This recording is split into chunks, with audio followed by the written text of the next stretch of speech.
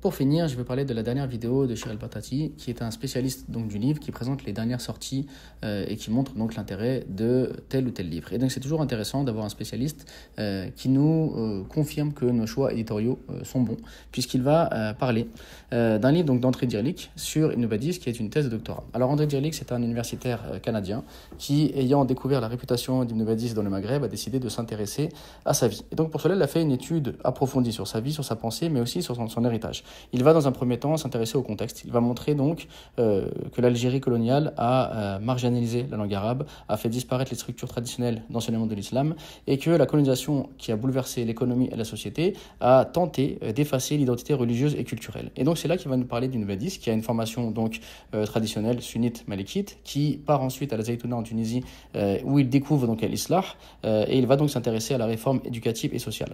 Pour cela, il va mettre en place une action donc éducative en ouvrant un réseau d'écoles libres dans lequel il va enseigner la langue arabe, le Coran et l'histoire. Et il va miser donc sur l'éducation populaire comme moyen de résistance. Il va également mobiliser la presse. Avec les journaux, il va pouvoir diffuser ses idées, éveiller les consciences, purifier, on va dire, l'islam des hérésies.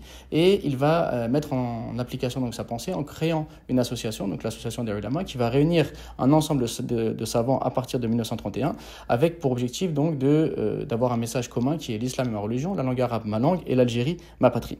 La vision politique d'Ibn Badis, donc ensuite il va l'analyser en détail, c'est le refus de l'assimilation, c'est la défense de l'identité et c'est l'effet donc de préparer le terrain donc avec la réforme religieuse au nationalisme futur. Et quel est l'héritage d'Ibn Badis ? Son héritage, c'est le fait que l'association des ulama, par la suite, va continuer son travail d'éducation populaire, son travail d'enseignement, de générer avec un minimum donc de connaissances, un maximum de conscience.